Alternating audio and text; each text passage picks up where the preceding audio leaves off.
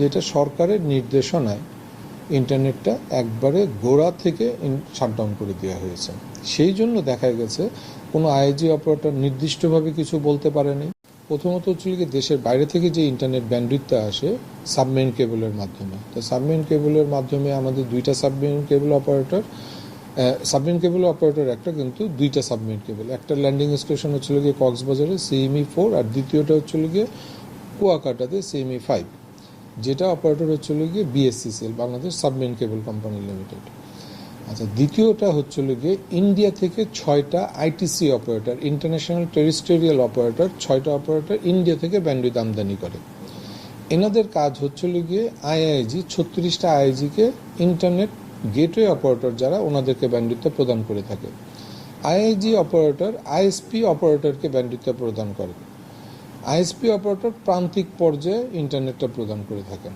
আচ্ছা, এই যে ডিস্ট্রিবিউশনটা হচ্ছে, এই ডিস্ট্রিবিউশনের প্রথম থেকে শেষ পর্যন্ত ভ্যালু চেনে NTTN অপারেটর জড়িত। আচ্ছা, প্রথমে যেটা হয়েছে প্রান্তিক পর্যায়ের গ্রাহকরা কোনো ইন্টারনেট পাচ্ছে না, তা পরবর্তীতে দেখা গেল যে ISP-দেরকে সবাই নক করছে যে আমরা ইন্টারনেট পাচ্ছি না। ISP অপারেটরও ব্যান্ডউইথ পাচ্ছে না। কোথা থেকে পাচ্ছে না? ইন্টারনেট গেটওয়ে অপারেটরদের থেকে ব্যান্ডউইথ পাচ্ছে না। তখন আমাদের কাছে নক করা হলো, আমরাও তখন ব্যান্ডউইথ পাচ্ছি না। তা আমরা ব্যান্ডউইথ পাচ্ছি না কার কাছ থেকে? ITC অপারেটর এবং BSCCL সাবমেরিন কেবল অপারেটরের কাছ থেকে।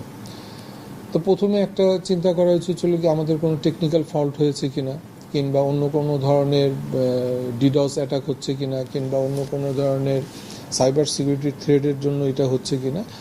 তা আমরা মোটামুটি প্রথম 30 মিনিট 10 মিনিটের মতন অন্ধকারেই ছিলাম।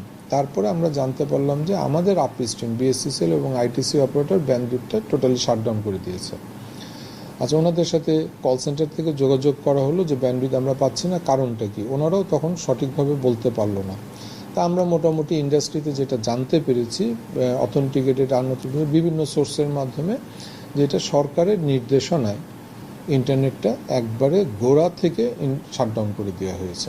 সেই জন্য দেখা গেছে কোনো আইজি অপারেটর নির্দিষ্টভাবে কিছু বলতে পারেনি তারা ব্যান্ডউইথ পাচ্ছে কি পাচ্ছে না, কারণ আমাদেরকে সরকারিভাবে কিন্তু কোনো লিখিত ভাবে দেয়া হয় না যে ইন্টারনেটটা বন্ধ করো, কিংবা আপস্ট্রিম অপারেটর আমাদেরকে মেল কমিউনিকেশন করে নেই যে আমরা তোমাদের সার্কিটটা বন্ধ করছি, টোটালি শাটডাউন। এবং কবে নাগাদ এটা অন হতে পারে, আদৌ এটা অন হবে কিনা, সেই ধরনের কোনো ইনফরমেশন দেয় নেই।